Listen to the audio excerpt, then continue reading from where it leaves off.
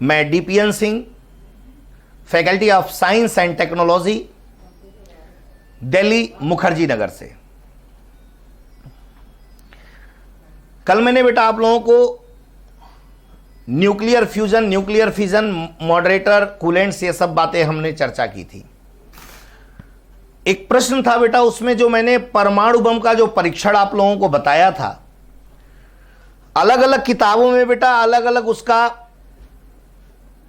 क्षमता लिखा हुआ है, उसका डेट लिखा हुआ है, अलग अलग किताबों में, कई किताबों में अलग अलग दिया हुआ है, कुछ किताबों में विवादित करके लिखा हुआ है।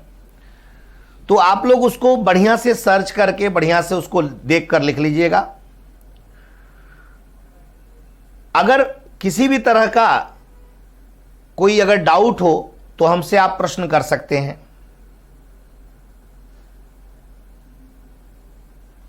सभी लोगों को मेरी आवाज जा रही है, पहले स्पष्ट कर दें।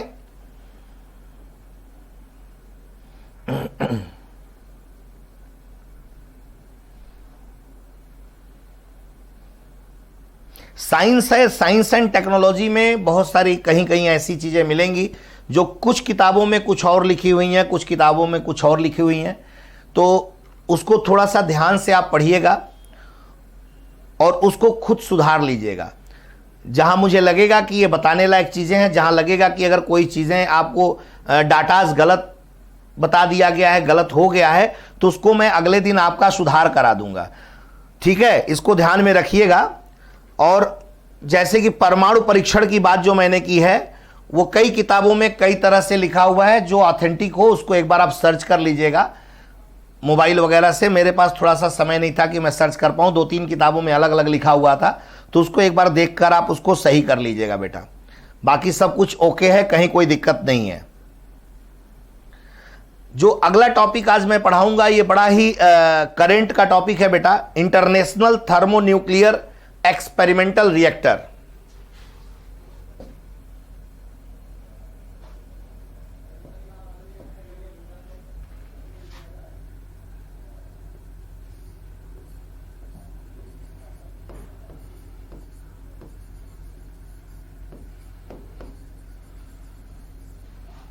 International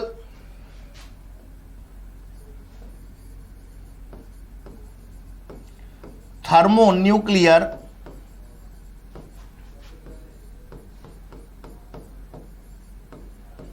experimental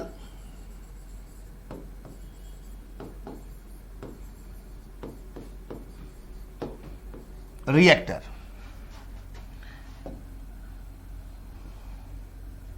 international thermonuclear experimental reactor बेटा, इसे बोला जाता है ITER।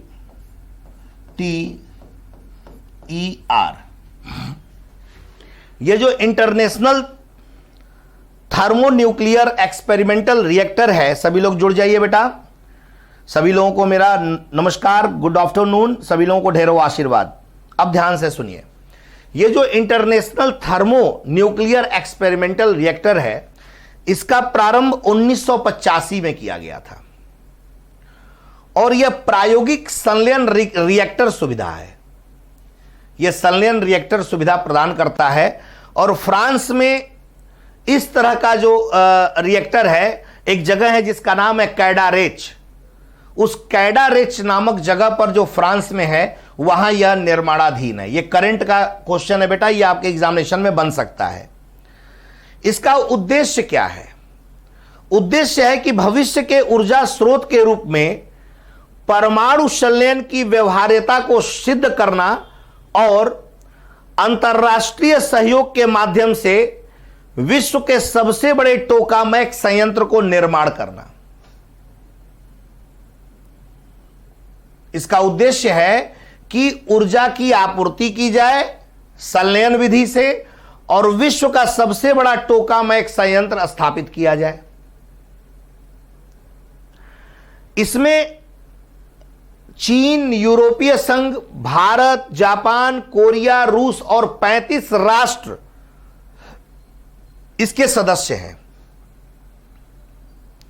ये देश परियोजना, ये जो देश जुड़े हुए हैं, ये उनके निर्माण, संचालन और सेवा मुक्त करने की लागत साझा करते हैं। ये जो यूरोपियन यूनियन है बेटा, यूरोपीय संघ है, ये चूंकि उसका सबसे बड़ा सदस्य होने के नाते, अध्यक्ष होने के नाते, ये जो है सबसे अधिक शेयर उसमें लगाता है। इसका लगभग 45%, 45% इसका योगदान है ITER में। भारत 2005 में औपचारिक रूप से ITER में शामिल हुआ था और वह cryo state, in wall shielding, cooling water system, cryogenic system, heating system और डायग्नोस्टिक न्यूट्रल बीम सिस्टम, विद्युत की आपूर्ति और कुछ और डायग्नोस्टिक सिस्टम प्रदान करने के लिए उत्तरदायी है। ये सब सिस्टम्स होते हैं जिनसे ऊर्जा तैयार किया जाता है।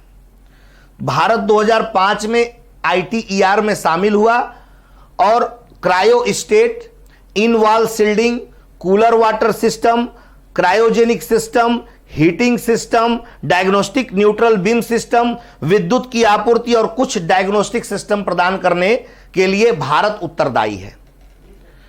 भारत का जो योगदान है लगभग $2.2 बिलियन संसाधनों का योगदान है बेटा। $2.2 बिलियन से जो संसाधन तैयार किए जाते हैं उतना योगदान भारत करता है। तो ITER की बात करें तो ITER का प्रारंभ किया गया था, ITER को प्रारंभ किया गया था 1985 में बेटा। सबसे पहला पॉइंट,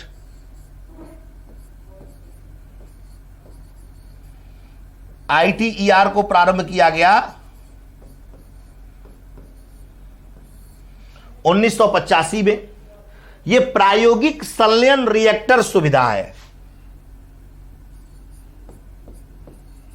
ये प्रायोगिक संलयन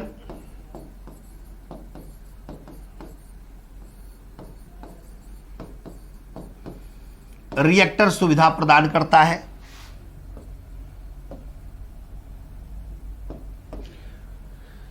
ITER का प्रारंभ 1985 में किया गया था। यह प्रायोगिक संलयन रिएक्टर सुविधा प्रदान करता है।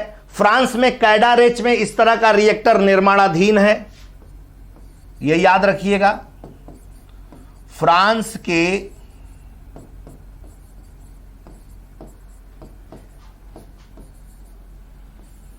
कैडारेच में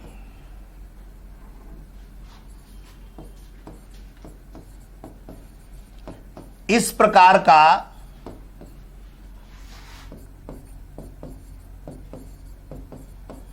रिएक्टर निर्माणाधीन है। यानी कि फ्रांस में इस प्रकार का जो रिएक्टर है वो निर्माण की प्रक्रिया में है। इसका उद्देश्य क्या है? इसका उद्देश्य है कि भविष्य में ऊर्जा स्रोत के रूप में परमाणु संलयन की व्यवहार्यता को सिद्ध किया जाए। इसका उद्देश्य क्या है?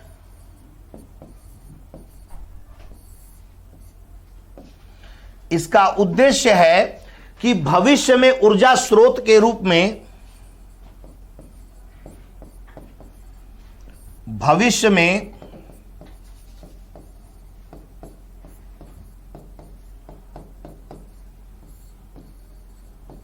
ऊर्जा स्रोत के रूप में परमाणु संलयन की व्यवहार्यता, परमाणु संलयन की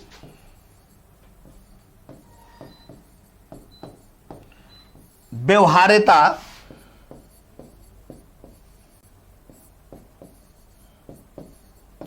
सिद्ध किया जाए। यानी कि परमाणु संलयन के माध्यम से भविष्य में हम ऊर्जा तैयार कर सकें, यह ITER का उद्देश्य है। इंटरनेशनल थर्मोन्यूक्लियर एक्सपेरिमेंटल रिएक्टर है जो संलयन तकनीकी पर आधारित है, जो 1985 में जिसको प्रारंभ किया गया था। फ्रांस के कैडारेच में यह निर्माणाधीन है। इसका उद्देश्य है भविष्य में ऊर्जा स्रोत के रूप में परमाणु संलयन की व्यवहार्यता को सिद्ध किया जाए।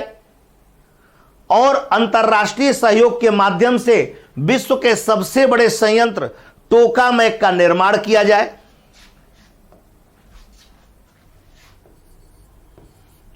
और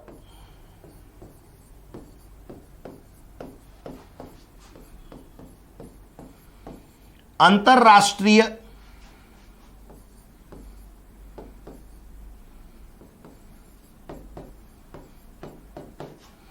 संस्थाओं के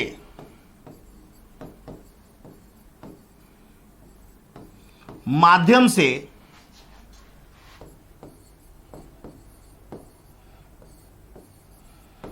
विश्व का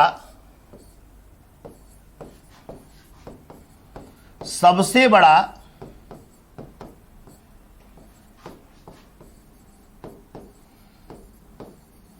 टोकामेक संयंत्र निर्माण किया जाए। अभी मैं बताऊंगा कि यह टोकामेक होता क्या है, यह किस प्रकार का उपकरण होता है, इसमें क्या कार्य किए जाते हैं।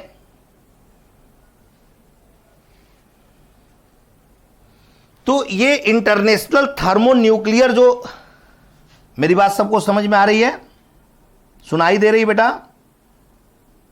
अच्छा, अभी अटेंडेंस आप लोग भर रहे हैं।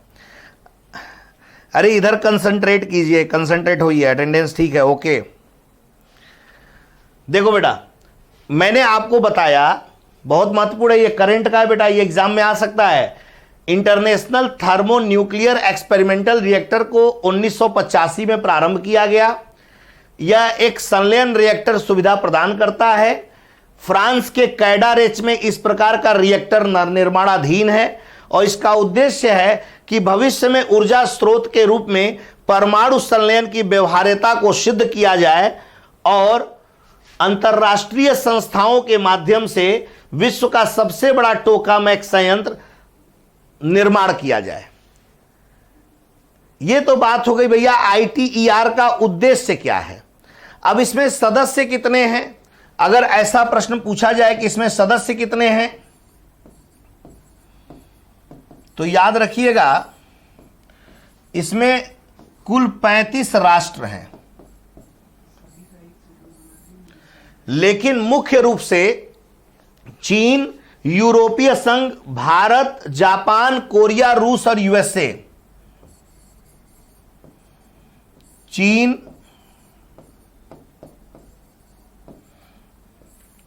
यूरोपीय संघ, भारत, जापान, कोरिया, रूस और USA, ये मुख्य रूप से ये जो कंट्रीज हैं, इनका ITER में बहुत बड़ा योगदान है।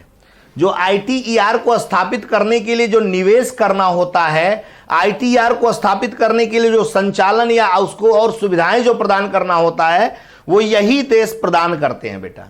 और इन देशों में यूरोपीय संघ का 45% योगदान है बेटा।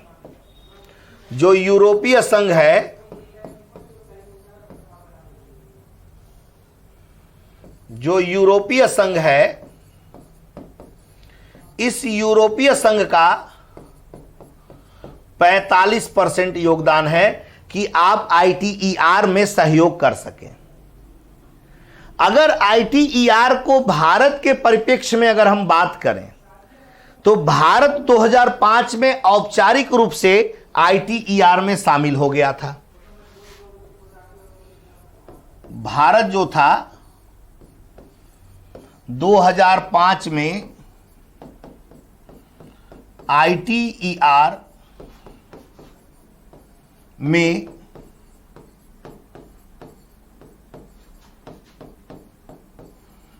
औपचारिक रूप से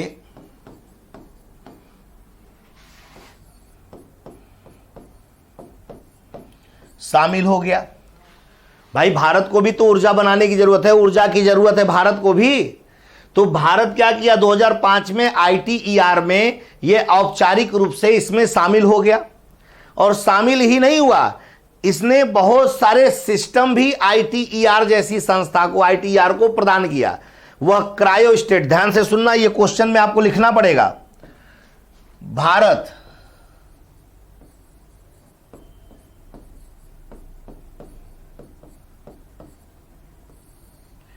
क्रायोस्टेट, दूसरा in wall shielding, in wall shielding,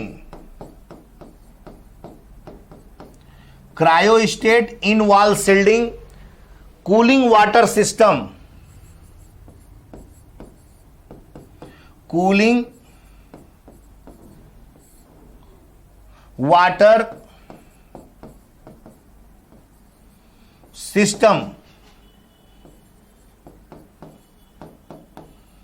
cryogenic engine, heating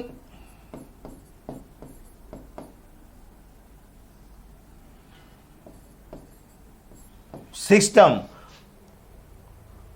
diagnostic neutral beam system,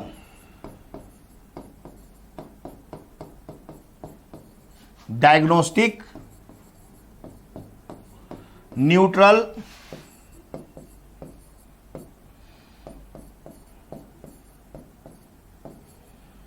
beam system, और विद्युत की आपूर्ति करने के लिए उत्तरदायी है। विद्युत की आपूर्ति करने के लिए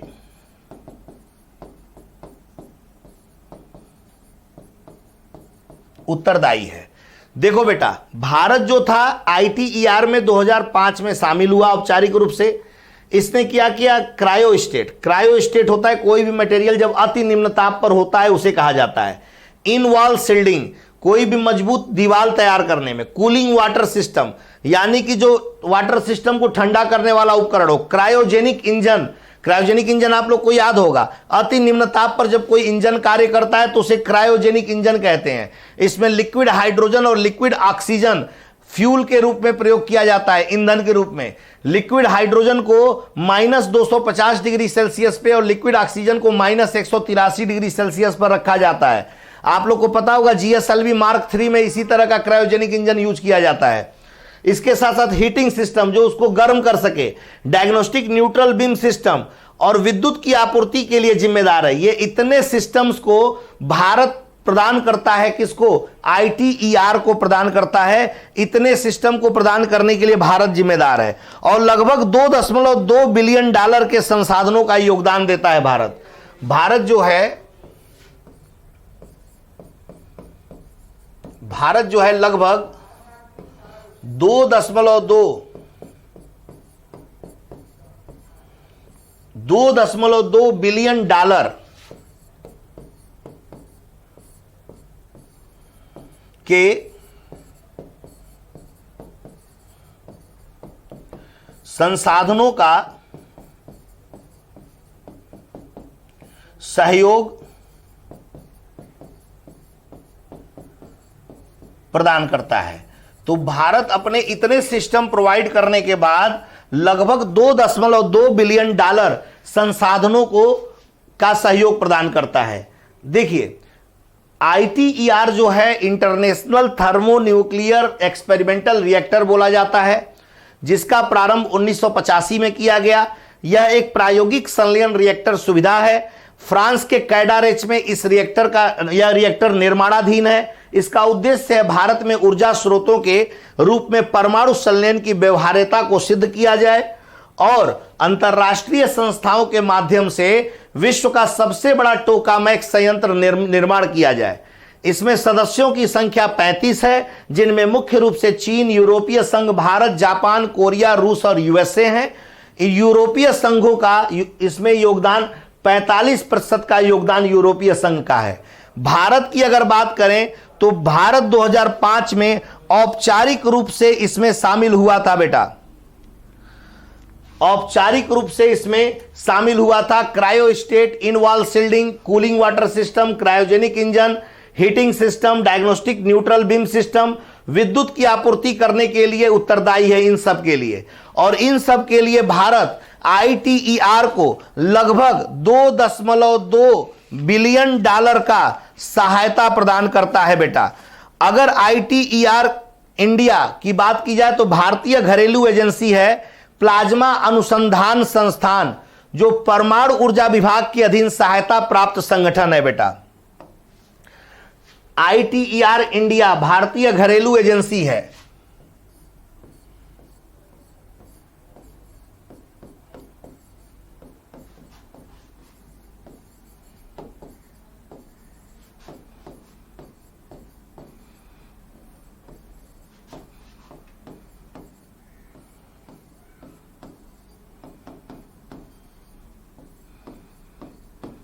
भारतीय घरेलू एजेंसी है प्लाज्मा अनुसंधान संस्थान,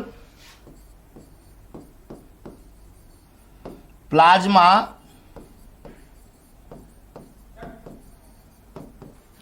अनुसंधान संस्थान।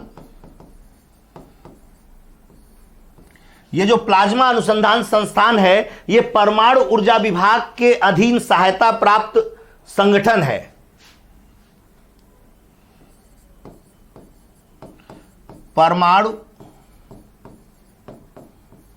परमाणु ऊर्जा विभाग के अधीन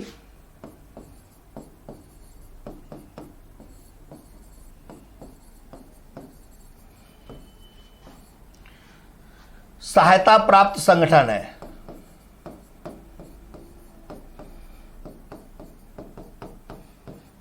सहायता प्राप्त ये संगठन है। तो ITER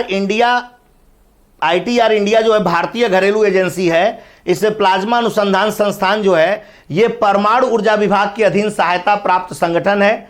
लार्सन एंड ट्रूबो ने क्रायोस्टेट से संबंधित भागों पर कार्य किया। अगर कभी पूछा जाए आपके एग्जामिनेशन में ISO चाहे PCS हो, यह क्वेश्चन पूछा जा सकता है कि जो ITER है जिसमें भारत सहयोग कर रहा है, उसमें जो क्रायोस्टेट वाला भाग है वो किस कंपनी द्वारा सहायता किया जा रहा है। तो ऐसे अगर प्रश्न अगर आपके एग्जामिनेशन में पूछा जाए तो लार्सन एंड ट्रूबो ने क्रायोस्टेट से संबंधित भागों पर कार्य किया है बेटा। कंपनी का नाम है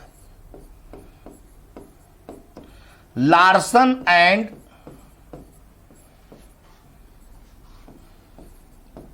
ट्रूबो ने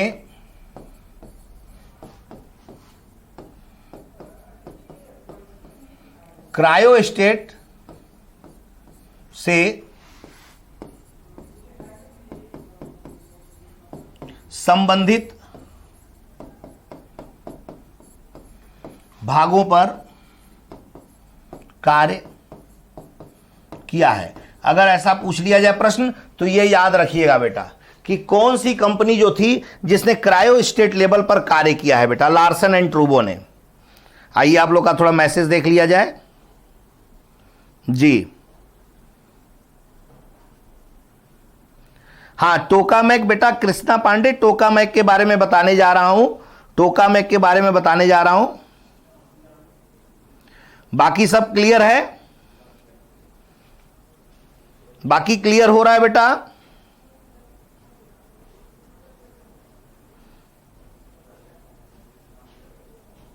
खुश रहिए नीरज गुप्ता जी। ये ITER है बेटा, ये करंट का क्वेश्चन है, ये आपके एग्जामिनेशन में आ सकता है बेटा।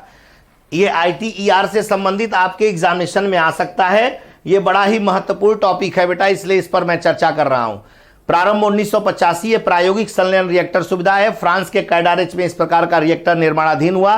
भविष्य में ऊर्जा स्रोत के रूप में परमाणु संलयन की व्यवहार्यता को सिद्ध किया गया इससे, और अंतर्राष्ट्रीय संस्थाओं के माध्यम से विश्व का सबसे बड़ा टोकामेक संयंत्र निर्माण किया गया है। सदस्य इसमें 35 हैं। चीन, यूरोपीय संघ, भारत, जापान, कोरिया, रूस, USA इनकी महत्वपूर्ण भूमिका है। यूरोपीय संघ का 45% योगदान है बेटा इसमें। भारत 2005 में ITER में औपचारिक रूप से शामिल हुआ। और इतने system, cryostat, involve shielding, cooling water system, cryogenic engine, heating system, diagnostic neutral beam system और विद्युत की आपूर्ति के लिए उत्तरदायी है। भारत लगभग $2.2 बिलियन के संसाधनों का सहयोग ITER को प्रदान कर रहा है। आईटीआर इंडिया भारत की घरेलू एजेंसी है, प्लाज्मा अनुसंधान संस्था, परमाणु ऊर्जा विभाग के अधीन सहायता प्राप्त संगठन है। लार्सन एंड ट्रूबो ने क्रायो स्टेट से संबंधित भागों पर कार्य किया है। ये आपको मैंने जो बताया है ये आईटीईआर से संबंधित आपसे मैंने आपके चर्चा किया है। इसके बाद बेटा टोकामैक क्या होता है इसके बारे में हम लोग जानेंगे कि ये टोकामैक है क्या।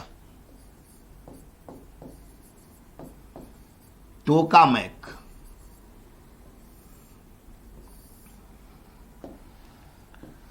देखिए, टोकामैक की बात करें तो यह संलयन ऊर्जा को नियंत्रित करने के लिए तैयार की गई एक प्रायोगिक मशीन है।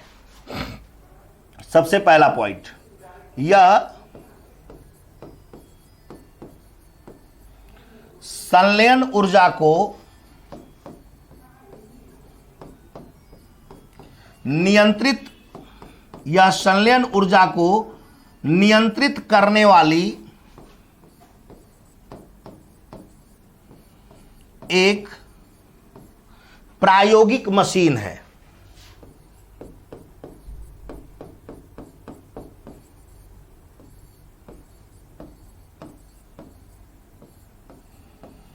यह संलयन ऊर्जा को नियंत्रित करने वाली बेटा एक प्रायोगिक मशीन है।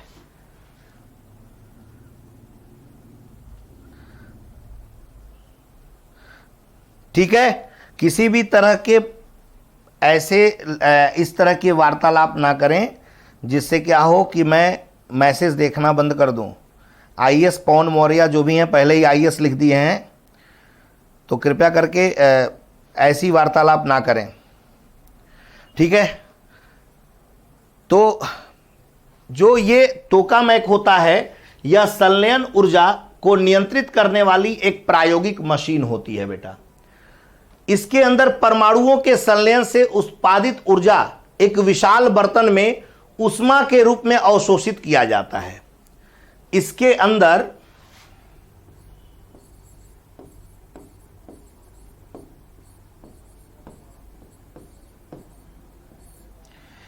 अंदर परमाणुओं के संलयन से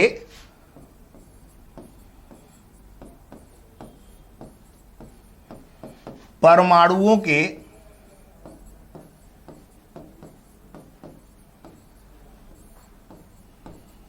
संलयन से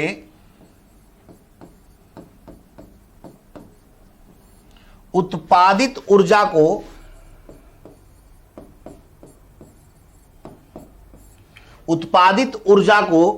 एक विशाल बर्तन में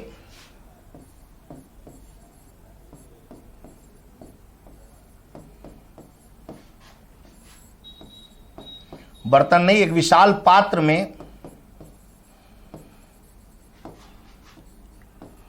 भंडारित या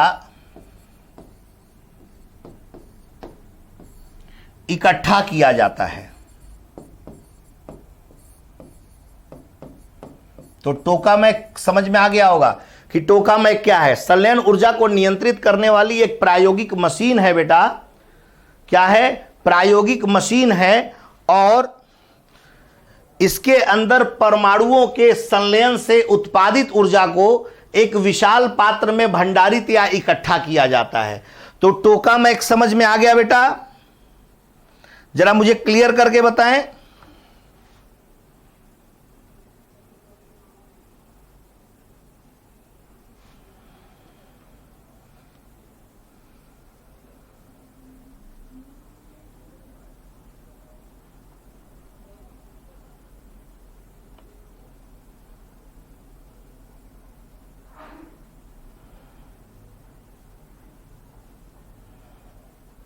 थैंक यू। अब देखो, इस टोकामैक को पहली बार 1960 के दशक के अंत में सोवियत संघ के एक अनुसंधान के दौरान विकसित किया गया था। यह जो टोकामैक है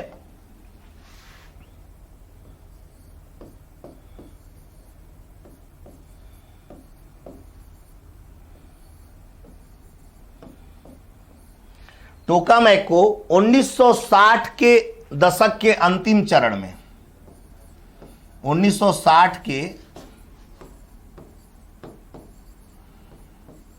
दशक के अंतिम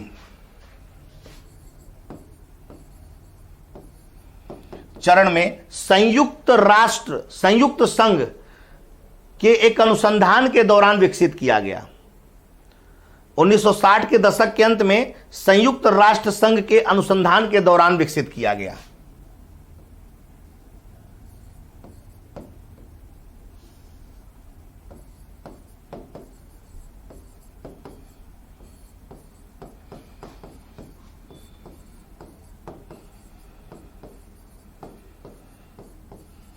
एक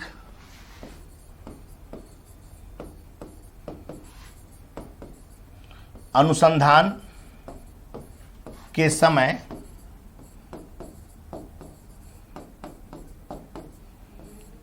विकसित किया गया।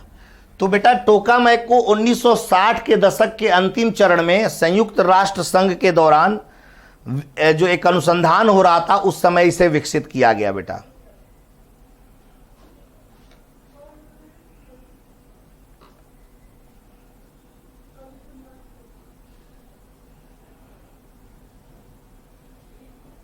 हाँ, एकमात्र 70 बच्चों में उज्जवल पाल हैं। थोड़ा बेटा मेहनत से पढ़िए, आपका क्लियर हो जाएगा बेटा। यूपीएससी में ऐसे ही आपको पढ़ना होगा, क्लियर हो जाएगा बेटा, ठीक है।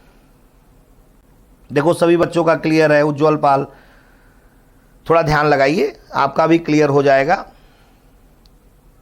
ठीक है। तो ध्यान से, हाँ ठीक है। और देखो बेटा, टोकामेक आप लोग को समझ में आ गया होगा। टोकामेक संलयन ऊर्जा को नियंत्रित करने के लिए तैयार की गई एक प्रायोगिक मशीन है और इसके अंदर परमाणुओं के संलयन से जो उत्पादित ऊर्जा होता है उसे एक विशाल पात्र में इसे भंडारित या इकट्ठा किया जाता है। और इसका निर्माण जो था 1960 के दशक के अंतिम चरण में संयुक्त राष्ट्र संघ में एक अनुसंधान के दौरान इसे तैयार किया गया। इसे चुंबकीय संलयन उपकरण की सबसे उत्कृष्ट तकनीकी के रूप में पूरे विश्व द्वारा मान्यता प्रदान की गई है। इसे चुंबकीय संलयन उपकरण की सबसे उत्कृष्ट तकनीकी कहा जाता है। इसे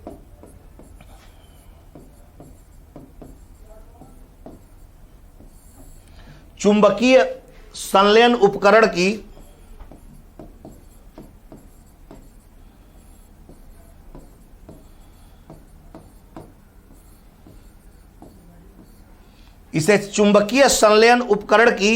सबसे उत्कृष्ट तकनीकी के रूप में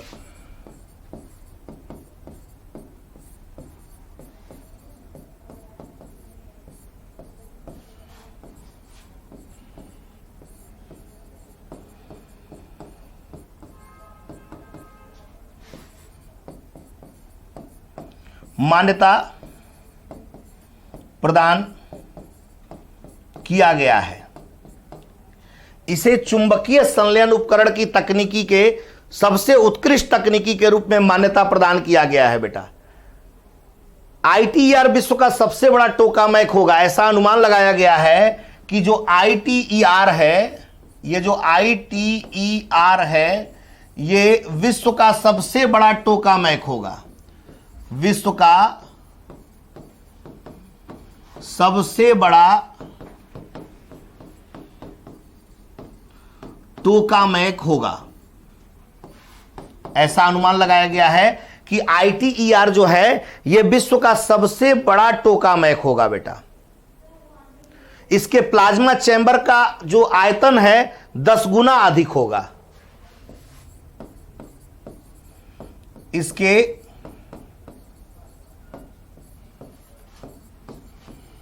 प्लाज्मा चैम्बर का आयतन 10 गुना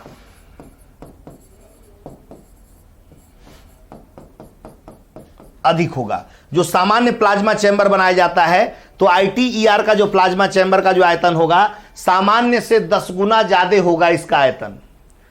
और संलयन द्वारा 500 मेगावाट का विद्युत उत्पादन किया जाएगा। ऐसा अनुमान लगाया गया है कि इस संलयन तकनीकी के द्वारा लगभग 500 मेगावाट विद्युत का उत्पादन किया जाएगा। तो ये हमने जो अभी पढ़ा, ये हमने पढ़ा बेटा कि ITER है क्या, ITER के उद्देश्य क्या है, ITER में कितने सदस्य भाग लेते हैं, ITER के मुख्य सदस्य कौन कौन से हैं, यूरोपियन यूनियन का कितना प्रतिशत योगदान है, भारत को कब ITER में शामिल किया गया, टोकामैक सिद्धांत किसे कहते हैं, भारत ने $2.2 बिलियन का जो संसाधन उपलब्ध कराए उसके अंतर्गत क्रायो स्टेट सील्ड, ये cryogenic engine, diagnostic kit, heating system, cooling system, ये सब जो प्रोवाइड किया, ये सब है क्या, ये 2.2 बिलियन के संसाधन ITER को क्यों प्रोवाइड किया है, ताकि ज्यादा से ज्यादा ऊर्जा का निर्माण किया जा सके। और ज्यादा से ज्यादा जब ऊर्जा का निर्माण होगा तो जिस देश में ऊर्जा संपन्न राष्ट्र जो होता है वो देश पूरे विश्व का सबसे ताकतवर राष्ट्र माना जाता है। तो भारत में भी बेटा इस तरह का एजेंसी निर्मित किया गया है, जैसे प्लाज्मा अनुसंधान संस्थान की बात मैंने किया कि परमाणु ऊर्जा विभाग के अधीन सहायता प्राप्त संगठन है, ये तैयार कर रहा है। फिर हम लोगों ने टोकामैक पर डिस्कस किया। टोकामैक है क्या, टोकामैक एक संलयन ऊर्जा को नियंत्रित करने वाला एक प्रायोगिक मशीन है, जो एक विशाल पात्र होता है जिसमें ऊर्जा को संग्रहित या भंडारित किया जाता है। पहली बार 1960 के दशक के अंत में सोवियत राष्ट्र संघ के अनुसंधान में इसको विकसित किया गया था और इसे चुंबकीय संलयन उपकरण का सबसे उन्नत किस्म का उपकरण माना जाता है। और ITER विश्व का सबसे बड़ा टोकामैक होगा। इसे प्लाज्मा, इसका जो प्लाज्मा चैम्बर होगा आयतन में 10 गुना अधिक होगा और संलयन तकनीकी द्वारा लगभग ये 500 मेगावाट विद्युत का उत्पादन करेगा। ये क्वेश्चन याद रखिएगा 100% इस बार आपके चाहे IAS में चाहे PCS में इस बार आना ही आना है। इसको ध्यान से आप समझिएगा। जो बच्चे ईमानदारी से पढ़ रहे हैं इस क्वेश्चन को वेरी इंपॉर्टेंट करके लिख लें। ये क्वेश्चन इस बार पूछना ही पूछना है इस बार। ठीक है बेटा, आगे बढ़ा जाए। और एक बात याद रखना, इसमें कभी कभी पूछा जा सकता है कि इसमें कौन कौन से ईंधन, धन्यवाद शिव प्रताप, धन्यवाद जी, बहुत बहुत धन्यवाद। देखिए एक्चुअली है क्या ना कि अगर हमें भी और सारे विषयों को पढ़ाना होता तो बहुत अच्छी तरीके से कहानी सुनाते हुए पढ़ाता। लेकिन है क्या कि ये साइंस एंड टेक्नोलॉजी है और मुझे विद्यार्थियों का दर्द समझ में आता है। बहुत सारे विद्यार्थी तो ऐसे होते हैं कि जो कभी सुने भी नहीं है सब चीज़ें, तो मजबूरी में तैयारी कर रहे हैं UPSC की। तो ये सब धीरे धीरे, और इसको जानबूझ के आराम से कंप्लीट करा रहा हूँ, धीरे धीरे बता रहा हूँ कि ये सब चीज़ें क्या होती हैं कि हम लोग भी जब तैयारी करते थे तो शुरुआती क्षणों में हम लोग को भी समस्याएं होती थी, आखिर ये नई चीज़ें क्या मिली हैं। लेकिन जब कोई भी टीचर अगर हमें आराम से कोई चीज़ परोस कर देता है ना, तो समझिए कि वो बेहतर टीचर है और बेहतर तरीके से आपको वो व्यवस्थाएं प्रोवाइड कर रहा है। आपको खुद एहसास होगा जब आप एग्जामिनेशन में बैठेंगे तो आपको खुद पता चलेगा। अगर कभी मौका मिलेगा आपको UPSC का मेंस लिखने का, तो आपको UPSC के मेंस के क्वेश्चन को भी मैं प्रोवाइड कर रहा हूं। स्टेट PCS को तो आप ऐसे आंख बंद करके आप मेरे क्वेश्चन का आंसर आप लिख कर आएंगे, चाहे कहीं का भी स्टेट हो, चाहे बिहार पब्लिक सर्विस कमीशन हो, चाहे Uttar Pradesh public service commission हो। अगर वो सिलेबस के अंतर्गत है तो वो आप उसको बहुत आंख बंद करके अगर मेरी क्लास को सुने हैं ईमानदारी से तो आप करके लेकर आएंगे। बस ईमानदारी से नोट्स रखे रहना और नोट्स को पढ़ते रहना बेटा। हाँ, एक आध जगह ऐसी चीज़ें हैं जहाँ विवादित चीज़ें हो जाती हैं, तो वो आप खुद ही ढूंढ सकते हैं, खुद ही देख सकते हैं कि कहाँ सर ने कहीं ऐसा तो नहीं कोई सन मिस्टेक हो गया हो। तो सन अगर कहीं कोई मिस्टेक हो गया तो सर की गलती नहीं, वो ह्यूमन एरर होता है, उसको आप खुद ही सुधार सकते हैं बेटा। ठीक है, तो खूब ईमानदारी से पढ़िए, एकदम मेहनत से पढ़िए। कहीं कोई दिक्कत होगी तो मैं आप सबके साथ हूं बेटा। ठीक है, इसमें यहां क्वेश्चन बन सकता है कि कौन कौन से फ्यूल, कौन कौन से ईंधन इस संलयन तकनीकी में उपयोग में लाए जाते हैं। तो याद रखना ड्यूटेरियम और ट्राइटियम के मध्य संलयन कराया जाता है। इसमें अगर क्वेश्चन पूछ ले कि कौन कौन से फ्यूल का यूज होता है जिससे संलयन होता है, तो याद रखिएगा ड्यूटेरियम और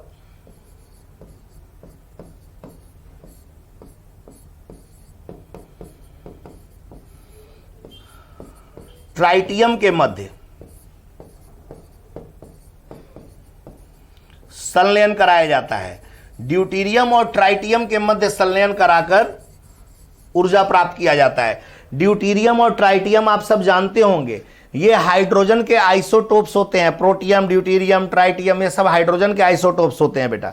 अब क्वेश्चन ये उठता है बेटा कि जो फ्यूजन एनर्जी होती है, संलयन ऊर्जा होता है, वो संलयन ऊर्जा के लाभ क्या हैं? संलयन ऊर्जा के लाभ क्या हो सकते हैं? तो पहली चीज तो ये जान लीजिए, बहुत ध्यान से सुनिएगा, संलयन ऊर्जा जो है जीरो कार्बन एमिशन, यानी कि ये कार्बन का जो उत्सर्जन है जीरो लेवल का करता है, किसी भी तरह का पर्यावरणीय प्रदूषण ये मुक्त नहीं करता। तो पहला एडवांटेज इसका सुन लीजिए, फ्यूजन एनर्जी का, संलयन ऊर्जा का, कि ये कार्बन उत्सर्जन नहीं करता, यानी प्रदूषक तत्वों को उत्सर्जित नहीं करता है। दूसरा, no high activity long lived radioactive waste, मतलब कि जो रेडियो एक्टिव वेस्ट की तरह इसका कोई लॉन्ग एक्टिविटी नहीं होता है कि लंबे समय तक ये वातावरण में रहेगा और लोगों को नुकसान पहुंचाता रहेगा। No high activity long lived radioactive waste. तीसरा, limited risk of proliferation and no risk of meltdown. इसमें क्या है कि मेल्ट डाउन होने का कोई रिस्क नहीं है और लिमिटेड रिस्क है बेटा, इसमें कोई बहुत ज्यादा खतरा नहीं होता है। इसके अलावा संलयन तकनीकी को चलाने के लिए बहुत ज्यादा स्पेस की जरूरत नहीं होती है अपेक्षाकृत विखंडन के लिए। और एबंडेंट एनर्जी की बात करें तो यह विखंडन से कई गुना ज्यादा एनर्जी का उत्पादन करता है संलयन तकनीकी। और सस्टेनेबिलिटी, सबसे बड़ी बात यह है कि सस्टेनेबल होता है ये। Fusion fuels are widely available and nearly inexhaustible, मतलब ये सस्टेनेबल होता है बेटा, सस्टेनेबिलिटी इसमें देखने को मिलती है। तो these are the advantage of fusion energy. ये सब क्या है? फ्यूजन एनर्जी का एडवांटेज है बेटा।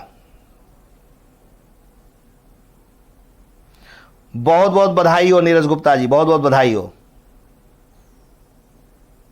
आपको महसूस हो रहा होगा कि मैं जो पढ़ा रहा हूं वो क्या पढ़ा रहा हूं। आप अगर आपने इंटरव्यू दिया है और यूपीएससी का दिया है तो आपको खुद फील हो रहा होगा कि मतलब जो टॉपिक मैं पढ़ा रहा हूं जिस तरीके से, वो क्या चीजें हैं। तो आइए चलिए, आप अच्छा लगा कि कम से कम कोई ऐसा बौद्धिक व्यक्ति पर बैठा हुआ है, बौद्धिक लड़का, बहुत बढ़िया। तो बेटा एडवांटेज ऑफ फ्यूजन एनर्जी, अगर क्वेश्चन आ जाए कि एडवांटेजेस ऑफ फ्यूजन एनर्जी क्या है,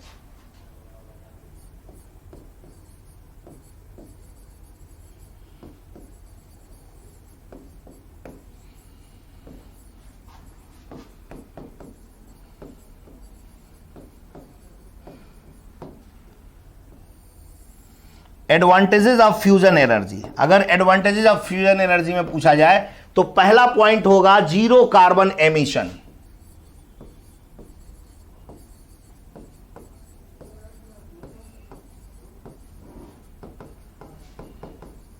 जीरो कार्बन एमिशन।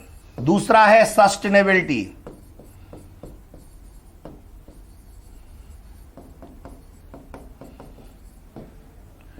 तीसरा है abundant energy,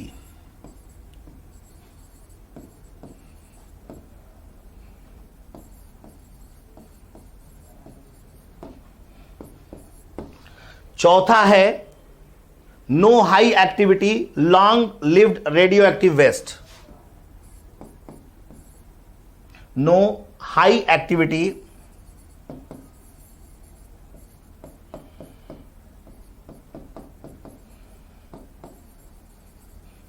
long lived radioactive waste. इसके अलावा लिमिटेड रिस्क ऑफ प्रोलिफरेशन,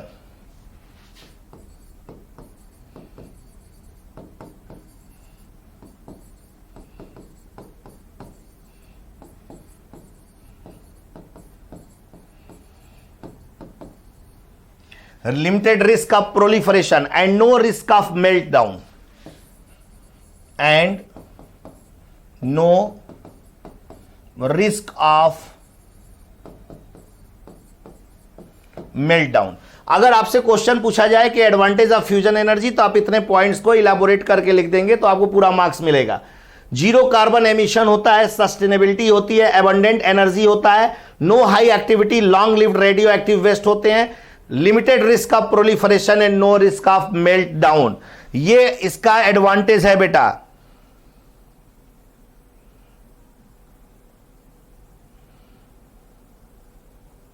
ठीक है, हाँ, मेरी भी शुभकामना आपके लिए। अब देखो बेटा, जो सबसे महत्वपूर्ण है काकरापारा। काकरापारा कहां है? गुजरात में। यहां जो परमाणु ऊर्जा परियोजना से जुड़ा जो संयंत्र स्थापित किया गया है काकरापारा में, उसका नाम रखा गया है काकरापारा एटॉमिक पावर प्रोजेक्ट। ये क्यों महत्वपूर्ण है, थोड़ा इसके बारे में जान लें। ये एग्जामिनेशन के पॉइंट ऑफ व्यू से बहुत महत्वपूर्ण है।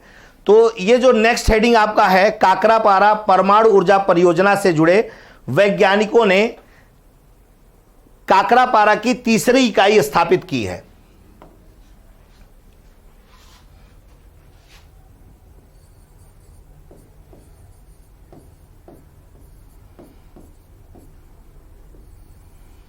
काकरापारा परमाणु ऊर्जा परियोजना से जुड़े परमाणु ऊर्जा परियोजना से जुड़े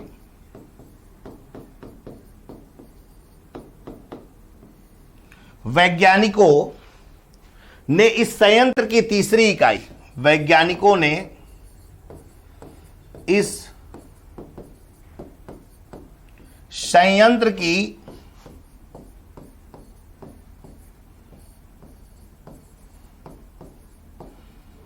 तीसरी इकाई में पहली बार क्रांतिकता प्राप्त की है। तीसरी इकाई में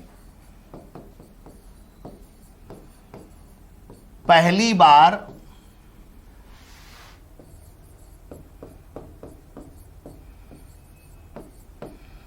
क्रांतिकता को इंग्लिश में कहा जाता है क्रिटिकलिटी।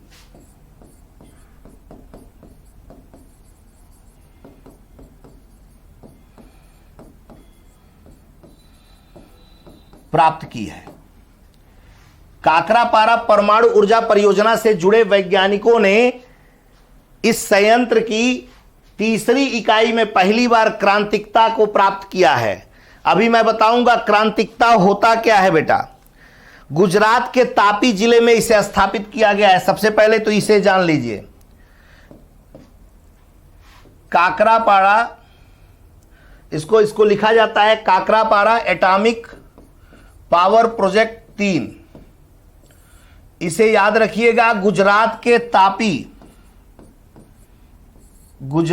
के ये तापी जिले में स्थित है। गुजरात के तापी जिले में स्थित है बेटा। ये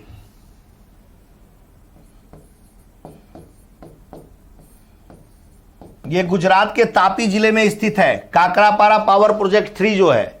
और ये सबसे पहली बार इसकी तीसरी इकाई में वैज्ञानिकों को क्रिटिकलिटी प्राप्त हुआ है। और पहली दो इकाइयां जो हैं, इसकी जो पहली दो इकाइयां हैं वो कनाडियन तकनीकी पर आधारित है। पूछा जा सकता है, इसकी जो पहली दो इकाइयां हैं वह कनाडियन तकनीकी पर आधारित हैं।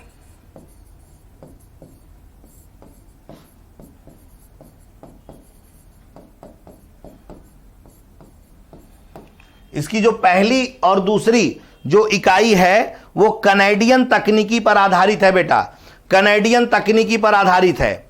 जबकि तीसरी इकाई पूर्ण रूप से स्वदेशी तकनीकी पर आधारित है। लेकिन ये जो तीसरी वाली है, ये तीसरी वाली इकाई ये पूर्ण रूप से ये स्वदेशी तकनीकी पर आधारित है।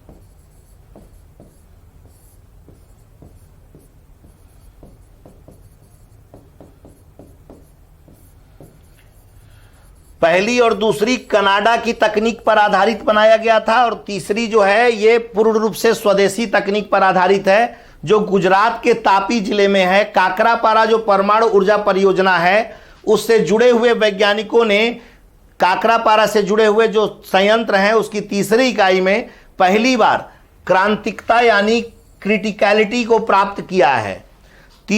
इसमें क्या है, जो पहला और दूसरा जो है 220 मेगावाट की ऊर्जा क्षमता रखता है। पहला और दूसरा जो है बेटा, जो पहली इकाई है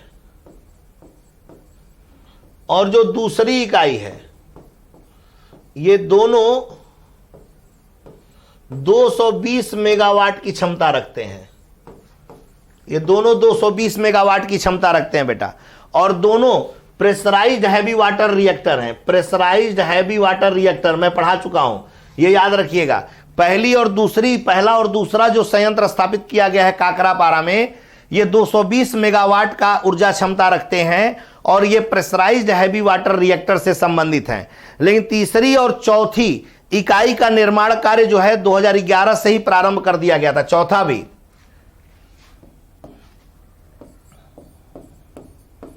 जो तीसरा और चौथा है,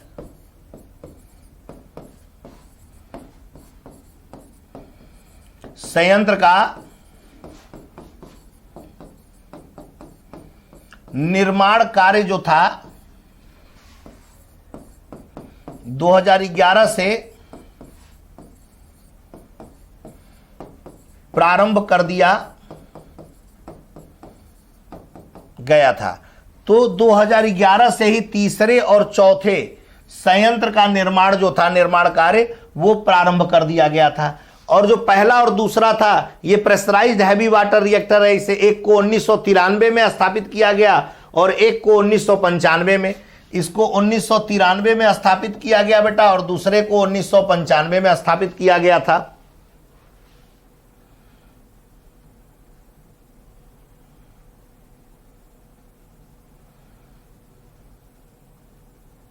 धन्यवाद धन्यवाद।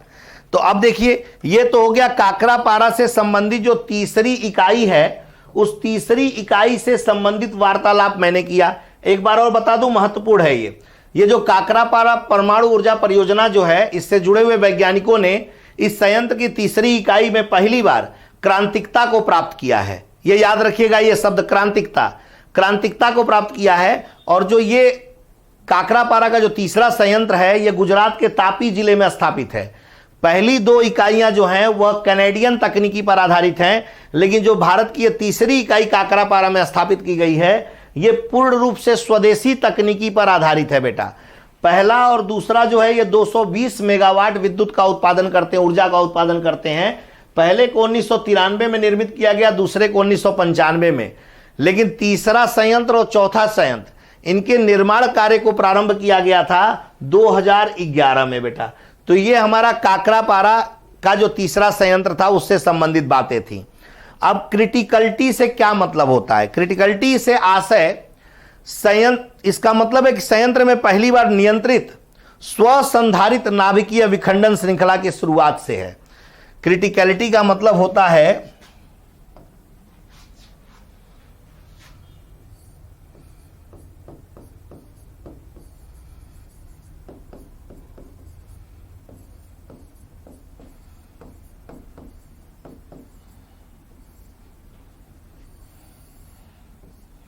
क्रिटिकलिटी से आशय क्या है? क्रिटिकलिटी से आशय है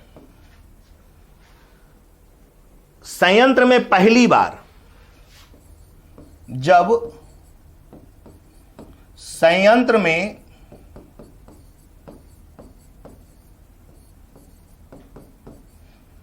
किसी संयंत्र में जब पहली बार स्वसंधारित नाभिकीय विखंडन,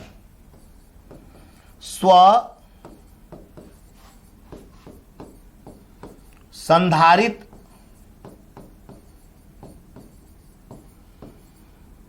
नाभिकीय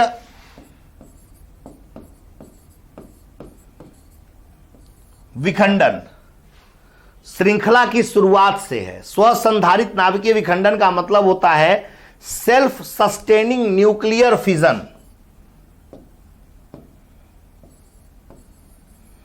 सेल्फ सस्टेनिंग न्यूक्लियर फिजन श्रृंखला की शुरुआत से है।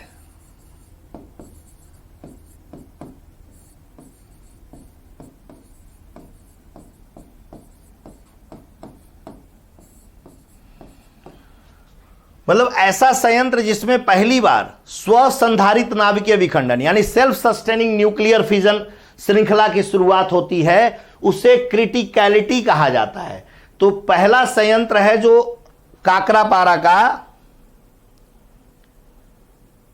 वो क्रिटिकलिटी पर आधारित है बेटा। अब जो काकरापारा का जो तीसरा भारतीय घरेलू असैनिक परमाणु कार्यक्रम के लिए एक बड़ी उपलब्धि है बेटा। यह भारतीय घरेलू असैनिक परमाणु कार्यक्रम के लिए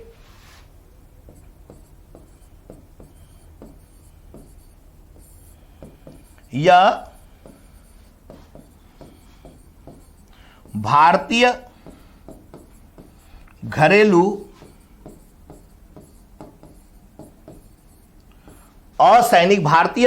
असैनिक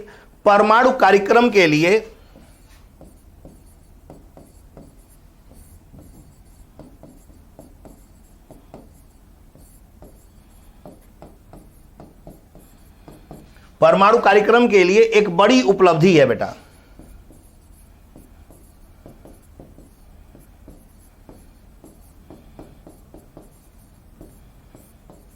ये जो काकरापारा में जो तीसरा संयंत्र है भारतीय घरेलू असैनिक परमाणु कार्यक्रम के लिए एक बड़ी उपलब्धि है। भारत पहली 700 मेगावाट विद्युत इकाई होने के साथ स्वदेशी तकनीकी से विकसित प्रेशराइज्ड हैवी वाटर की सबसे बड़ी इकाई होगा। ये याद रखना। ये भारत का ये जो काकरापारा एटॉमिक पावर प्लांट जो है, जो 3 है, यह भारत का 700 मेगावाट विद्युत का उत्पादन करने वाला, विद्युत इकाई होने वाला, स्वदेशी तकनीकी से विकसित सबसे बड़ा प्रेशराइज्ड हैवी वाटर रिएक्टर है। यह भारत का 700 मेगावाट विद्युत उत्पादन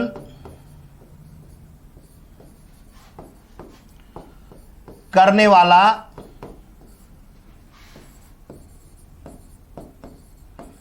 स्वदेशी तकनीक से विकसित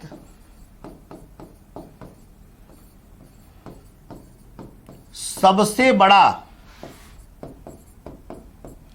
प्रेशराइज्ड हैवी वाटर रिएक्टर है। इस बात को याद रखिएगा।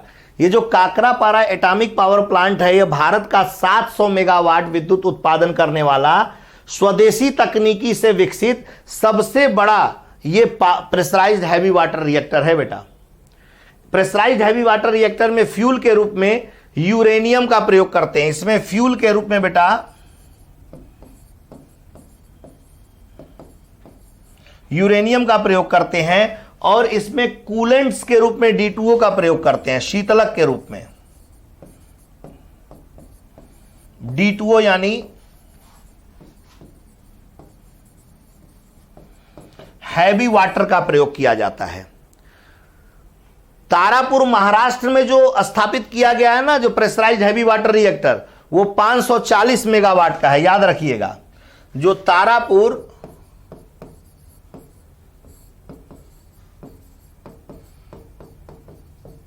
महाराष्ट्र में जो प्रेशराइज्ड हैवी वाटर रिएक्टर है वो 540 मेगावाट का है बेटा। तो ये जो काकरापारा वाला है, ये 700 मेगावाट का प्रेशराइज्ड हैवी वाटर रिएक्टर होगा और भारत का पहला ऐसा रिएक्टर होगा जो स्वदेशी तकनीक का पहला ऐसा रिएक्टर है जो इतने ज्यादा क्षमता वाला रिएक्टर विकसित किया गया है।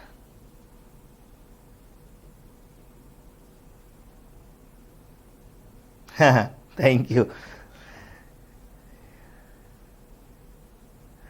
ठीक है। और काकरापारा जो एटॉमिक पावर प्लांट है और काकरापारा एटॉमिक पावर प्लांट 4 का निर्माण nuclear power corporation of India limited द्वारा किया जा रहा है।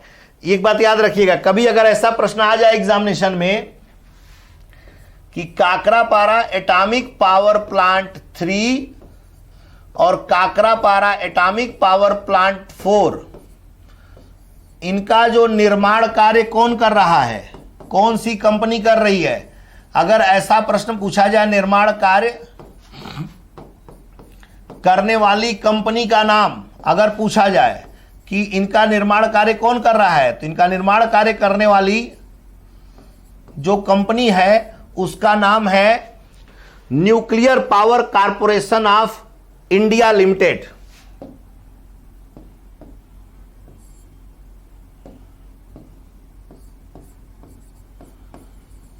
न्यूक्लियर पावर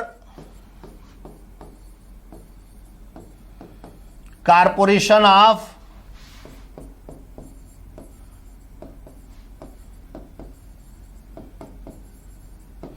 इंडिया लिमिटेड, इसको बोला जाता है बेटा nuclear power corporation of India limited, NPCIL इसको बोलते हैं, NPCIL, nuclear power corporation of India limited. जो काकरापारा एटॉमिक पावर प्लांट 3 और काकरापारा एटॉमिक पावर प्लांट 4 का निर्माण कार्य जो कंपनी कर रही है वो nuclear power corporation of India limited के द्वारा हो रहा है बेटा।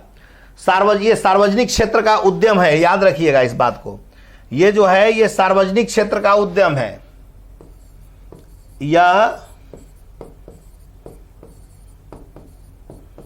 सार्वजनिक क्षेत्र का उद्यम है बेटा, यह सार्वजनिक क्षेत्र का उद्यम है। एनपीसीआईएल जो है यह सार्वजनिक क्षेत्र का उद्यम है। इसका मुख्यालय मुंबई महाराष्ट्र में है। अगर बात किया जाए इसके मुख्यालय का, तो इसका मुख्यालय जो है वो मुंबई महाराष्ट्र में है और यह भारत सरकार के परमाणु ऊर्जा विभाग के प्रशासनिक नियंत्रण में कार्य करता है। कभी ऐसा प्रश्न आ जाए तो याद रखिएगा, यह भारत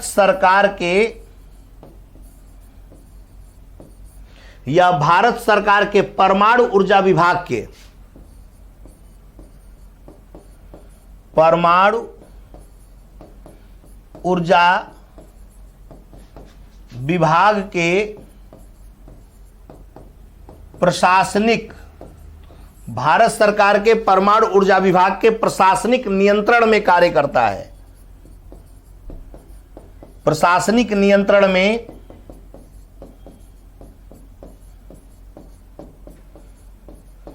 कार्य करता है। तो ये बेटा जो मैंने अभी आपको बताया काकरापारा परमाणु संयंत्र 3 के बारे में बताया, आशा करते हैं कि ये बात आप सभी लोगों को समझ में आई होगी। एक बार और रिपीट कर देता हूं। देखिए, ये जो काकरापारा परमाणु संयंत्र है, इसको मैं लिख देता हूं यहां के Kakrapar atomic power plant 3। Kakrapar जो परमाणु ऊर्जा परियोजना से जुड़े वैज्ञानिकों ने इस संयंत्र की तीसरी इकाई में पहली बार क्रांतिकता को प्राप्त किया है, क्रिटिकलिटी को। और काकरापारा एटॉमिक पावर प्लांट जो है 3 गुजरात के तापी जिले में स्थित है और इसकी जो पहली 2 इकाइयां हैं वो कनेडियन तकनीकी पर आधारित हैं और यह एकमात्र ऐसी तकनीकी है भारत की जो स्वदेशी तकनीकी से निर्मित किया गया है बेटा, पूर्ण रूप से स्वदेशी तकनीकी पर है निर्भर। और यह पहली और दूसरी इसकी इकाई जो प्रेशराइज्ड हैवी वाटर रिएक्टर है 220 मेगावाट का और 220 मेगावाट का तैयार करता है ऊर्जा। 1993 में पहली इकाई और दूसरी इकाई 1995 में स्थापित की गई। तीसरा और चौथा संयंत्र का निर्माण कार्य 2011 से प्रारंभ है।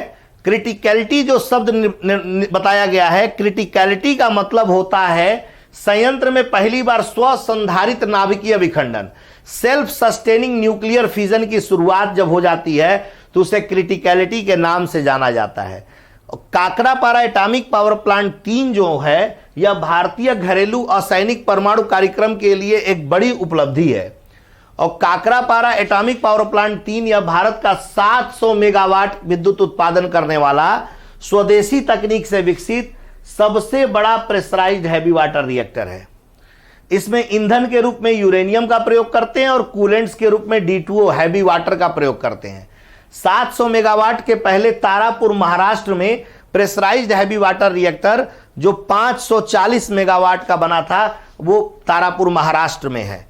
इसके अलावा बेटा जो काकरापारा एटॉमिक पावर प्लांट और 3 और 4 है, इसका निर्माण कार्य करने वाली जो कंपनी है उसका नाम है nuclear power corporation of India limited, NPCIL, ये इसका नाम है। ये कंपनी इसको तैयार कर रही है और यह सार्वजनिक क्षेत्र का उद्यम है और इसका मुख्यालय मुंबई महाराष्ट्र में है। इसका जो मुख्यालय है वो मुंबई महाराष्ट्र में है बेटा। और यह भारत सरकार के परमाणु ऊर्जा विभाग के प्रशासनिक नियंत्रण में बेटा ये कार्य करता है। यहां तक बात क्लियर हो गया? यहां तक बात क्लियर है बेटा?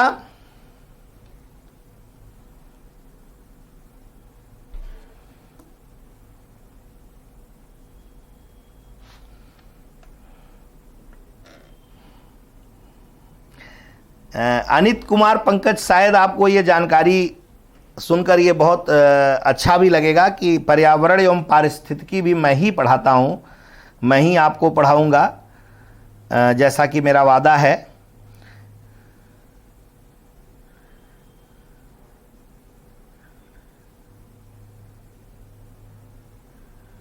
चलिए, सभी लोगों को क्लियर हो रहा है, गुड। बड़ा अच्छा लगता है कि आप सभी लोग बहुत ध्यान से सुनते हैं मेरी बातों को।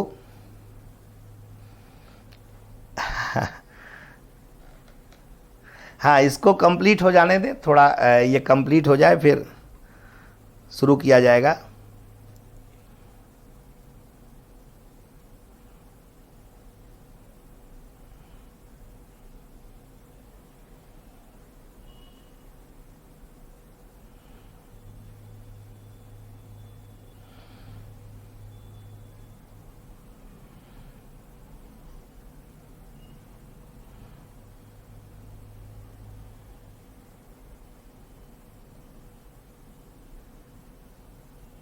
गुड। तो बेटा ये हो गई आपकी जो मैंने आप लोगों को आज क्या क्या बताया। आज हमने आप लोगों को ITER के बारे में बताया, टोकामेक संयंत्र क्या होता है टोकामेक के बारे में बताया, एडवांटेज ऑफ फ्यूजन एनर्जी के एडवांटेज क्या है ये हम लोगों ने चर्चा की, और काकरापारा परमाणु संयंत्र की जो तीसरा संयंत्र स्थापित किया जा रहा है वो हमने आपको बताया। अगर किसी भी प्रकार का क्वेश्चन अगर आप लोग को जनरेट होता है तो आप लोग कमेंट बॉक्स में आकर कमेंट आप लोग कर दिया करें। जब जो वीडियोस बनते हैं ना उसके में कमेंट आता है, उस कमेंट में आप लोग जरूर अपना कमेंट दें, क्लास कैसी लग रही है, कैसा आप लोग को समझ में आ रहा है, क्या उस लेवल को जो UPSC का लेवल या स्टेट PCS का लेवल है उसको हम लोग प्राप्त कर रहे हैं कि नहीं प्राप्त कर रहे हैं, क्वेश्चंस जो एग्जामिनेशन में पूछे जाते हैं क्या उससे रिलेटेड बातें पढ़ाई जा रही हैं। तो इसको जरूर आप लोग जरूर कमेंट बॉक्स में आप लोग आकर बोलें।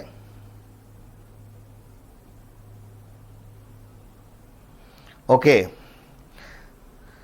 हाँ, PDF धीरे धीरे मैं सबका सेंड कर दूंगा बेटा, जो जो चैप्टर पढ़ा रहा हूं, डोंट वरी, एकदम परेशान ना हो।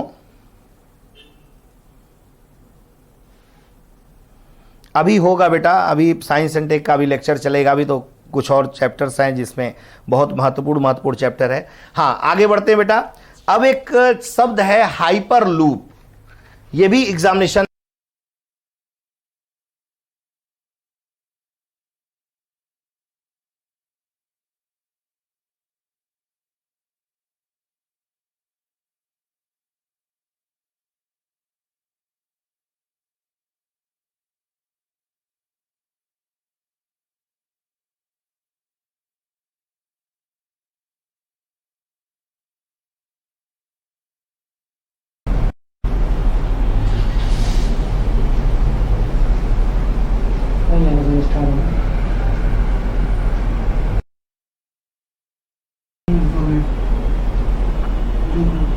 क्या हो गया? क्लियर हुआ बेटा? क्या क्या दिक्कत हो गई? बैटरी, कैमरा, आवाज जा रही है मेरी? हाँ बेटा, मैं दिखाई दे रहा हूँ आप सभी लोगों को? कोई कैमरा ऑफ लिख रहा है?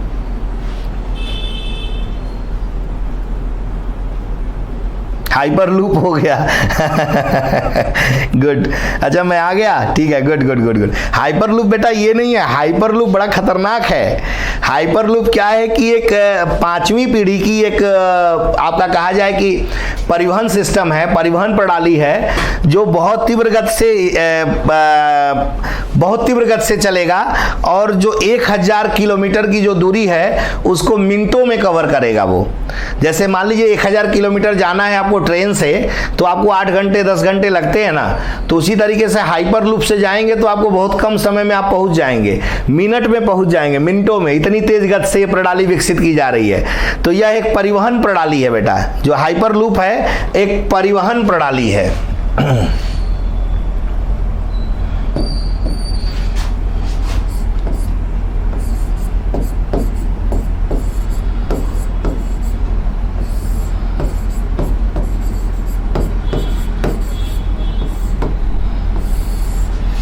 हाइपर लूप क्या चीज है? हाइपर लूप जो है ये परिवहन प्रणाली है जिससे शहरों को आपस में जोड़ने के लिए एक निर्वात ट्यूब का उपयोग किया जा रहा है। शहरों को आपस में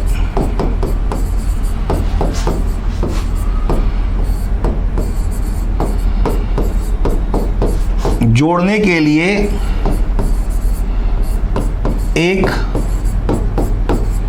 एक निर्वात ट्यूब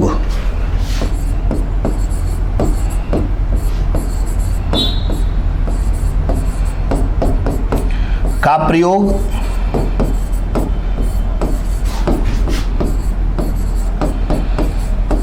किया जा रहा है। दो शहरों को आपस में जोड़ने के लिए एक ट्यूब लाइक स्ट्रक्चर है जो निर्वात है, उस निर्वात ट्यूब का प्रयोग किया जा रहा है बेटा। वर्जिन हाइपर लूप में प्रथम मानव परीक्षण को पूर्ण कर लिया गया है।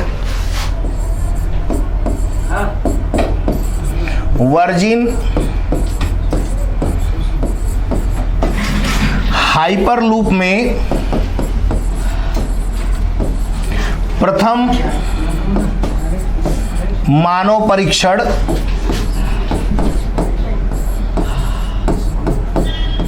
पूर्ण कर लिया गया है।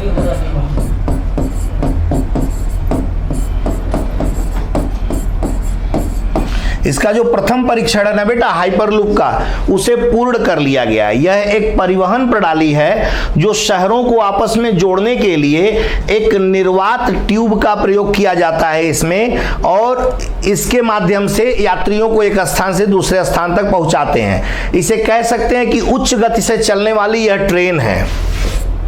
यह एक उच्च गति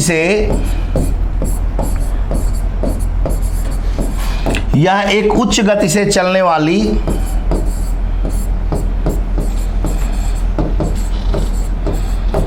ट्रेन है बेटा। कह सकते हैं आप कि यह उच्च गति से चलने वाली ट्रेन है। परिवहन का पांचवा माध्यम भी इसे माना जा सकता है। परिवहन का पांचवा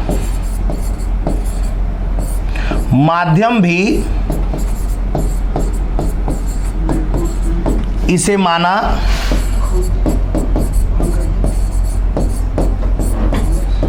जा सकता है। परिवहन का पांचवा माध्यम भी इसे माना जा सकता है। इसके अलावा जो चार माध्यम और हैं वो कौन से हैं? एक तो बेटा आपका रेलवे हो गया, एक सड़क मार्ग हो गया, एक वायु मार्ग हो गया, एक जल मार्ग हो गया। आप जानते होंगे, एक है रेलवे, एक है सड़क मार्ग, एक है वायु मार्ग, एक है जल मार्ग, और पांचवा जो होगा हाइपर लूप होगा। तो वो इसीलिए कहा जा रहा है कि परिवहन का यह पांचवा माध्यम भी इसे माना जाता है। इसका लक्ष्य क्या है? दो अवरोधों को समाप्त करना, घर्षण और वायु प्रतिरोध को। इसका जो लक्ष्य है दो अवरोध को समाप्त करना। इसका लक्ष्य जो है दो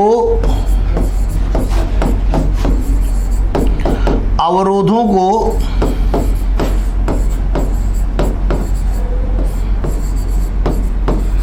समाप्त करना। एक जो है बेटा जिसको कहा जाता है घर्षण, और दूसरा जो है वायु प्रतिरोध। जो घर्षण है और वायु प्रतिरोध, इन दोनों को समाप्त करना इस हाइपरलूप का लक्ष्य है बेटा।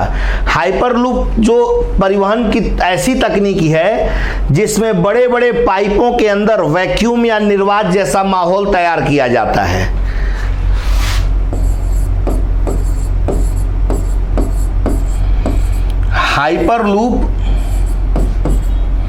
हाइपरलूप जो है परिवहन की एक ऐसी तकनीकी है, परिवहन की एक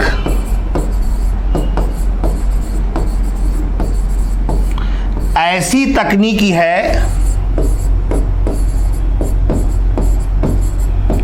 जिसमें बड़े बड़े पाइपों के अंदर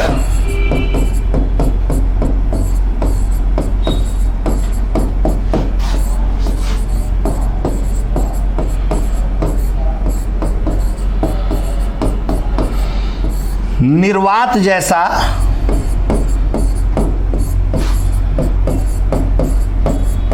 माहौल तैयार किया जाता है।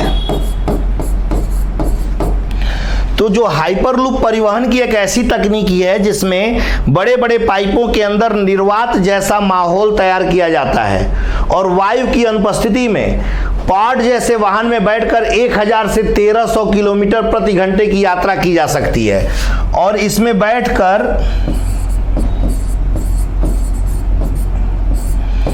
1000 से 1300 किलोमीटर पर आवर की यात्रा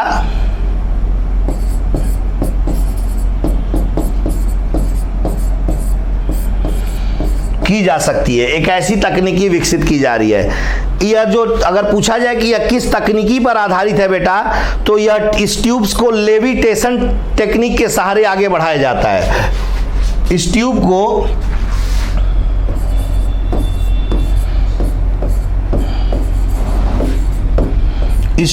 को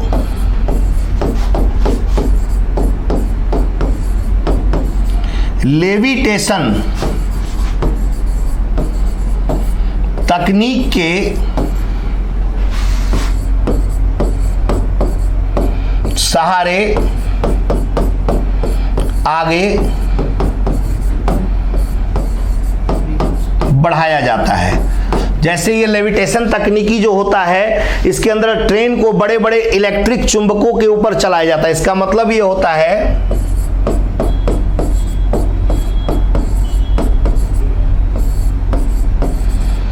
जो लेविटेशन तकनीक है, इस लेविटेशन तकनीक का मतलब होता है कि लेविटेशन तकनीक के अंतर्गत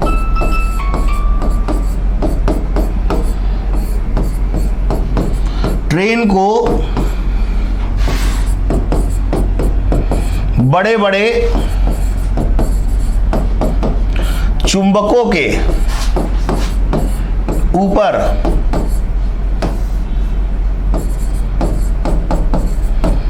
चलाया जाता है। अब आप सोचिए, ये जो ट्यूब है लेविटेशन तकनीक पर आधारित है और लेविटेशन तकनीक के अंतर्गत ट्रेन को बड़े बड़े इलेक्ट्रिक चुंबकों के ऊपर चलाया जाता है। बड़े बड़े इलेक्ट्रिक चुंबकों के ऊपर, याद रखिएगा, बड़े बड़े इलेक्ट्रिक चुंबकों के ऊपर चलाया जाता है।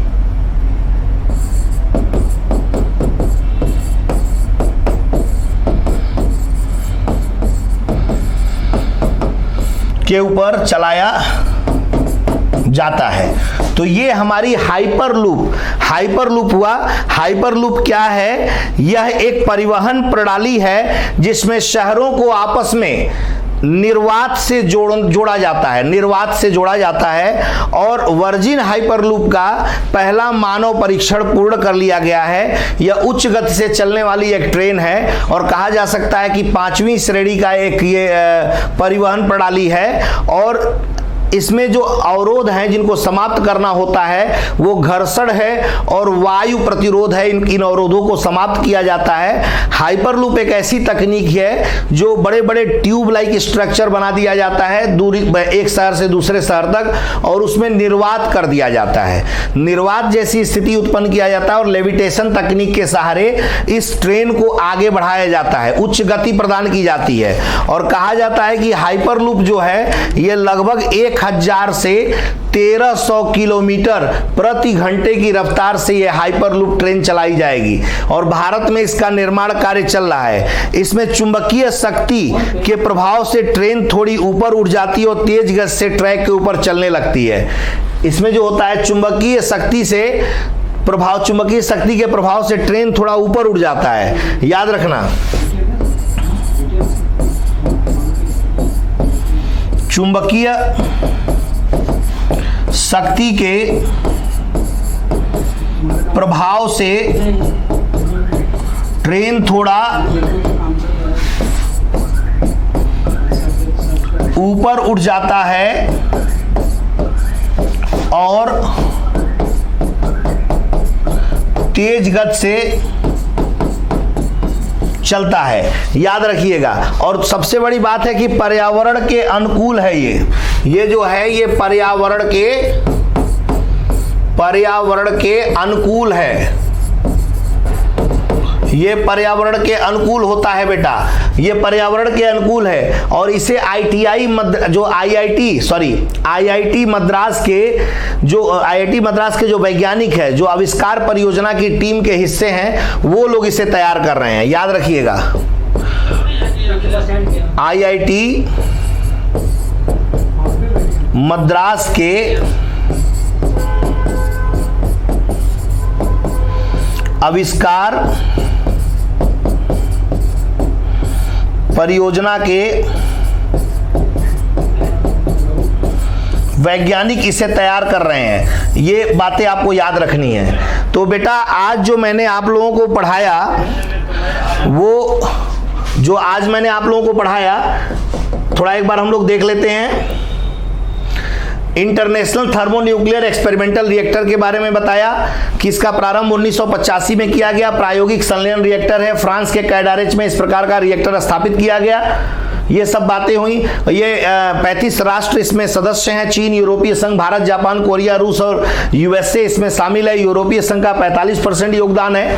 भारत 2005 में आईटीईआर का औपचारिक सदस्य बना और लगभग $2.2 बिलियन के संसाधनों का सहयोग प्रदान करता है। साथ ही साथ इंडियन भारतीय घरेलू एजेंसी, प्लाज्मा अनुसंधान संस्थान, परमाणु ऊर्जा विभाग के अधीन सहायता प्राप्त संगठन है। लार्सन एंड ट्रूबो जो है क्रायो स्टेट से संबंधित भागों पर कार्य करता है। टोकामैक्स जो सिद्धांत इसमें लगाया गया है किस पे निर्भर करता है? यह संलयन ऊर्जा को नियंत्रित करने वाली एक प्रायोगिक मशीन है। इसके अंदर परमाणुओं के संलयन से उत्पादित ऊर्जा को एक विशाल पात्र में भंडारित या इकट्ठा किया जाता है। और टोकामैक को 1960 के दशक के अंतिम चरण में संयुक्त राष्ट्र संघ के एक अनुसंधान के समय विकसित किया गया। इसे चुंबकीय संलयन उपकरण की सबसे उत्कृष्ट तकनीकी के रूप में मान्यता प्राप्त किया गया है। और आईटीईआर विश्व का सबसे बड़ा टोकामैक होगा। इसे प्लाज्मा चैम्बर का आयतन 10 गुना अधिक होगा। संलयन तकनीकी के द्वारा लगभग 500 मेगावाट विद्युत का उत्पादन किया जाएगा। इसमें ईंधन के रूप में ड्यूटेरियम और ट्राइटियम के मध्य संलयन कराया जाएगा। इसके बाद एडवांटेज ऑफ फ्यूजन एनर्जी क्या है? जीरो कार्बन एमिशन करता है ये। साथ ही साथ बेटा सस्टेनेबिलिटी के लिए महत्वपूर्ण है। Abundant energy, no high activity, long you lived radioactive waste, limited risk of proliferation and no risk of meltdown, ये इसका यूजेस है। काकरापारा परमाणु संयंत्र के बारे में हम लोगों ने पूरी चर्चा की है। पहला, दूसरा 220 1993 1995 में स्थापित किया गया। तीसरे और चौथे को 2011 में निर्माण कार्य शुरू किया गया। क्रिटिकलिटी का आशय होता है सेल्फ सस्टेनिंग न्यूक्लियर फिशन श्रृंखला की शुरुआत। और काकरापारा एटॉमिक जो पावर प्लांट जो है भारत का 700 मेगावाट विद्युत उत्पादन करने वाला स्वदेशी तकनीक से विकसित सबसे बड़ा प्रेशराइज्ड हैवी वाटर रिएक्टर है। इसमें फ्यूल के रूप में यूरेनियम और कूलेंट्स के रूप में ड्यूटेरियम ऑक्साइड का प्रयोग करते हैं। निर्माण कार्य करने वाली कंपनी का नाम है nuclear power corporation of India limited. यह एक सार्वजनिक उद्यम है जिसका मुख्यालय मुंबई में है और जो परमाणु ऊर्जा विभाग के प्रशासनिक क्षेत्र के अधीन कार्य करता है। हाइपरलूप क्या है? परिवहन प्रणाली है। शहरों को आपस में जोड़ने के लिए एक निर्वात ट्यूब का प्रयोग किया जाता है। वर्जिन हाइपरलूप में प्रथम मानवीय परीक्षण पूर्ण कर लिया गया है। उच्च गति से चलने वाली ट्रेन है। परिवहन का 5वां माध्यम भी इसे माना जाता है। साथ ही साथ इसका लक्ष्य 2 है, घर्षण को कम कर समाप्त करना, वायु प्रतिरोध को समाप्त करना। एक बड़ा पाइप बनाया जाता है जिसमें ऐसा माहौल तैयार किया जाता है कि निर्वात जैसी स्थिति हो। इसमें बैठकर 1000 से 1300 किलोमीटर पर आवर की यात्रा आप कर सकते हैं। इस ट्यूब को लेविटेशन तकनीक के सहारे आगे बढ़ाया जाता है। लेविटेशन तकनीक के अंतर्गत ट्रेन को बड़े बड़े इलेक्ट्रिक चुंबकों के ऊपर चलाया जाता है। चुंबकीय शक्ति के प्रभाव से ट्रेन थोड़ा ऊपर उठ जाता है और तेज गति से चलने लगता है और यह पर्यावरण के अनुकूल है बेटा। और ये आईआईटी मद्रास के आविष्कारक परियोजना के लोगों ने, वैज्ञानिकों ने इसे तैयार किया है। तो आशा करते हैं बेटा आप सभी लोगों को मेरी आज का क्लास जो है मेरा, ये आप सभी लोगों को बेहतर लगा होगा। ये बहुत ही महत्वपूर्ण टॉपिक मैंने आप लोगों को पढ़ाया और आप सभी लोगों को कहीं ना कहीं एग्जामिनेशन में जरूर पूछा जाएगा। आप सबको बता दूं कि मैं सुबह से लगातार क्लास ले रहा हूं। 4-5 घंटे की क्लास लेने के बाद आप लोग की क्लास लेता हूं और पूरी क्लास में मेरा एनर्जी लेवल आप देख रहे होंगे। आप तैयारी करने वाले विद्यार्थी हैं, आईएएस और पीसीएस की तैयारी करने वाले विद्यार्थी हैं। आप लोगों को पूरी ईमानदारी से मैं अपनी पूरी की पूरी जानकारी आप लोगों को जो भी है वो आप लोगों को दे रहा हूं ताकि आप अपने लक्ष्य को प्राप्त कर सकें बेटा। मैं ऐसे ही पढ़ाता हूं और अभी तक हजारों विद्यार्थियों का सिलेक्शन हुआ है बेटा। तमाम क्षेत्रों में मेरे बहुत सारे विद्यार्थी सेलेक्ट हुए हैं। तो अगर ईमानदारी से अगर मैं पढ़ा रहा हूं, मुझे पढ़ाने के लिए भी बहुत मेहनत करना पड़ता है। तो आप खूब मेहनत से पढ़िए और अपने लक्ष्य को प्राप्त कीजिए। आशा करते हैं कि मेरी आज की क्लास आप सभी लोगों को बेहतरीन लगी होगी। तो आप सभी लोग मुझे जरूर कमेंट बॉक्स में बताएंगे कैसी क्लास लगी। फिर हम लोग मिलते हैं बेटा कल ठीक 3:30 बजे। जय हिंद, जय Bharat. Thank you very much.